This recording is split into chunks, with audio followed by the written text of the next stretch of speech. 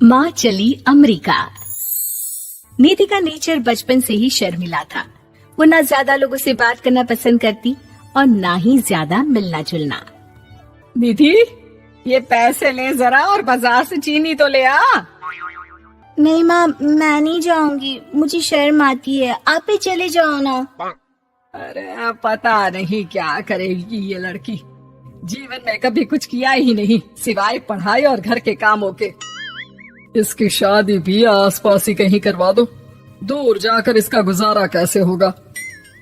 निधि सुनती सबकी, समझती भी, लेकिन चुप करके रह जाती। एक दिन पिता के दोस्त अपने परिवार के साथ निधि के घर खाने पर आते हैं। उनकी बेटी बहुत ही स्मार्ट होती है। निधि बेटा, वीणा के साथ बात करो, देखो अंकल की बेटी भी आई है उनके साथ। निधि वीणा के साथ वहीं बैठ जाती है। चलो ना अंदर चलते हैं, यहाँ कहाँ बड़े लोगों के बीच बैठे। निधि माँ की तरफ देखती है और अंदर चली जाती है। वैसे मैंने ना अपना चैनल खोला है, तुम सब्सक्राइब करना उसमें।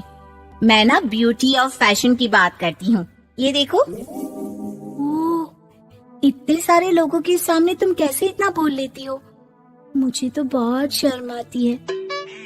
अरे शर्म कैसी? खैर, सीधी सादी सी निधि, उसकी शादी हो जाती है राकेश से। राकेश एक स्मार्ट लड़का था, उसे घूमना फिरना पसंद था, लेकिन निधि का शर्मिला व्यवहार वो समझ जाता है। अरे निधि, घर से बाहर क्यों नहीं निकलती? लोगों से मिला जुला करो, तभी तो पता चलेगा ना कि दुनिया कैसी है। क्या करना है पता करके? शादी से पहले पापा और अब आप, ठीक है ना? मुझे ज्यादा दुनियादारी में नहीं पड़ना। निधि की जिंदगी ठीक ठाक चल रही थी। उसके 2 लड़के होते हैं, दोनों को वो पढ़ाती लिखाती, उनका ख्याल रखती। निधि, 25 साल हो गए शादी को, दोनों बच्चे सेटल हैं। हम लोगों ने शहर में 2 मकान भी ले लिए। दोनों की शादी खुद का पता ही नहीं चला कैसे उड़ गया। हाँ, ये तो है। मैं खुश हूँ, जिम्मेदारियाँ आती रही, मैं निभाती रही, और क्या चाहिए। देखो, मैंने सोचा है कि अब हम लोग अमेरिका जाकर रहेंगे। यहाँ की जिंदगी तो जी ली, वैसे मुझे वहाँ बहुत अच्छी नौकरी मिल रही है। मैं कैसे चलूंगी? मुझे वहाँ का कुछ नहीं पता। आप तो जानते हैं ना कि मैं घर से बाहर ही कम निकलती हूँ। अरे तो क्या हुआ, वहाँ भी घर में ही रहना है ना, मैं हूँ ना, नौकरी करूँगा। निधि मान जाती है और पति के साथ अमेरिका चली जाती है। माँ, तुम्हारी बहू को बच्चा होने वाला है, तो क्या तुम 2 महीने के लिए यहाँ आ सकती हो? मुझे तुम्हारी बहुत जरूरत है, मैं टिकट भेज देता हूँ। हाँ हाँ, ये तो बहुत खुशी की बात है।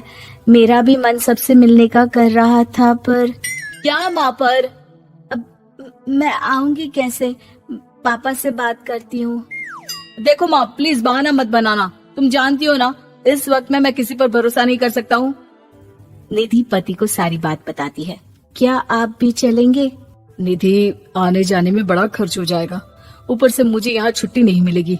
बहू पर वक्त ऐसा है कि तुमको तो जाना ही पड़ेगा। मैं अकेले दुकान तक तो नहीं जा पाती, इतनी दूर भारत कैसे जाऊंगी? मुझसे नहीं होगा। लेकिन सबके कहने पर निधि को जाना ही पड़ता है। एयरपोर्ट में घबराई निधि एक मुसाफिर से कहती है, मैं ना भारत जा रही हूँ, दिल्ली जाने वाली फ्लाइट। सब मिलकर निधि की मदद करते हैं और फाइनली निधि भारत पहुंच जाती है, जहां बेटा उन्हें घर ले आता है। वाह माँ जी, यहाँ तो मैं भोपाल तक नहीं जा पाती, आप अमेरिका से आ गई। भाई, चालाकी तो औरतों में होनी ही चाहिए, यहाँ हम बुद्धू के बुद्धू रह गए। निधि इतनी दूर और लंबा सफर करके थक जाती है, वो चुपचाप बैठ जाती है।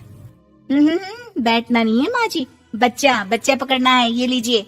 और हाँ, घर का काम तो मैं करूंगी नहीं, जानती है ना शरीर कच्चा सा है, तो मुन्ने को सुलाकर कुछ बना लीजिएगा। निधि को बहू का व्यवहार बहुत बुरा लगता है। जैसी भी थी, पिता और पति की हमेशा लाडली रही थी निधि। निधि बेटे की तरफ देखती है। माँ, वो काम वाली कोई मिल नहीं रही है ना, मैं देखने की कोशिश तो कर रहा हूँ, जैसे ही मिल जाएगी वो संभाल लेगी सारा काम। अरे कैसी बात कर रहे हो? जब पहले मैंने कहा था कि अमेरिका से इनके टिकट में जो पैसा खर्च कर रहे हो उतने में नौकरानी रख लो, तो नहीं, मेरी बात पर विश्वास नहीं था। कि ना ना कोई मेरे बच्चे को अच्छे से नहीं संभालेगा। अब इनका भी खर्चा और नौकरानी का भी खर्चा। अरे ना जी ना, मैं नहीं संभाल सकती। निधि जैसे तैसे 2 महीने रहकर वापस अमेरिका चली जाती है, लेकिन वहां जाते ही जैसे राकेश उसे देखता है उसके गले लग जाता है। ये क्या हालत बना रखी है निधि, कैसी लग रही हो? खाना नहीं खाती थी क्या? क्या हो गया? निधि पति से कुछ नहीं कहती, बस रोती ही चली जाती है।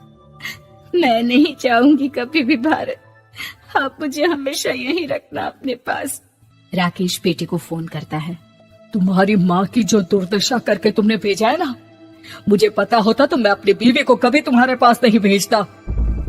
पापा, आप तो रीना का नेचर जानते हैं ना, वो माँ पर हावी रहती थी। अब मैं तो ऑफिस चला जाता था, वो माँ पर जुल्म करती है और माँ भी इतनी सीधी है कि चुपचाप सहती रही। मुझे माफ कर दीजिए पिताजी। खैर, राकेश कहता भी क्या, प्यार दुलार के साथ अपनी निधि को संभालने में लग जाता है। लेकिन कहते ना, वक्त हमेशा एक सा नहीं रहता। अमेरिका में ही राकेश की मृत्यु हो जाती है और निधि अकेली रह जाती है। बड़ा बेटा कहता है, माँ भारत चलो ना, हम लोग साथ रहेंगे। निधि को जैसे ही वो सब सीन्स याद आते हैं वो परेशान हो जाती है। समझ में नहीं आता कि पति के बिना अब जीवन कैसे चलाएगी।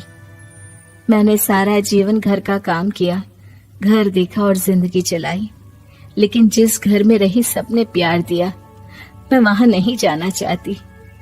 तभी राकेश जिस कंपनी में काम करता था उसका मालिक निधि के घर आता है। वो भी भारतीय ही होता है। दीदी, राकेश ने आपके बारे में बताया था। जब से आप भारत से लौटी थी उसे आपकी बहुत चिंता रहती थी, इसलिए उसने मुझसे कहा था कि कभी अगर वो ना रहे तो मैं आपको ये पैसे दे दूं। और हाँ, हम लोगों की कंपनी में आपके लिए नौकरी भी है। निधि पति के पैसे देखकर मन में तसल्ली करती है और नौकरी के लिए हाँ कर देती है। अरे पागल है क्या माँ, कैसे नौकरी करोगी? ये अमेरिका है, दिल्ली नहीं। वहाँ तो तुम घर से निकल भी नहीं पाती थी, यहाँ कैसे?